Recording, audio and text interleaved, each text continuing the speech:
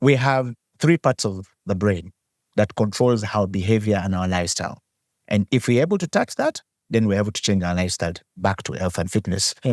So one, the front part of the brain, Indians put some cardboard here and they say that's where God lives. And they're right. Muslims go on the floor and say, touch down, this is, I'm speaking to God. I mean, they're right because worship is God.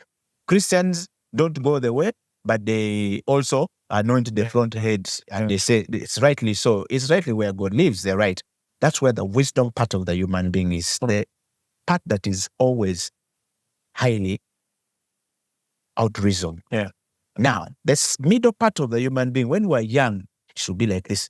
When a child is young, you see it moving. As we grow old, it starts going back and going towards the back. Now, that part of the human being is responsible for pain, pleasure, and anxiety. Is what we call the emotional part of the human being. Science will call it where the limbic system lies. Now, that is the pivot part of a human being. It's the real functioning of a human being. The memory, the back part of the human being, of the head, is where all the memories, good, bad, is stored.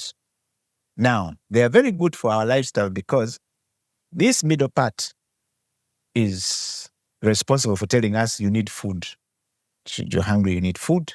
And when you get food, it doesn't tell you, and 1 and 2 and 3 enter, and 3 and 4 and 5. And it just takes food and it goes inside the stomach. It doesn't tell you that part. But there is a part that is very anxious to understand. Anybody who is listening to this conversation right now, they are anxious to actually see where is it going to, what is the part it's going to bring? Is it going to affect me? I already know at the back of my mind that when I speak, I must arrive at that point. Now, that part is very anxious. When you become, when that part is very anxious, it controls the way we do things. There's a part that interprets pain. It takes these two,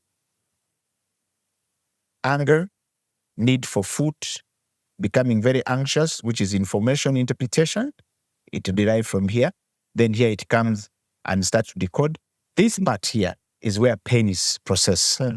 Now, when you go to the gym, you said here that the first time you went pain, the next day you are not about to go back.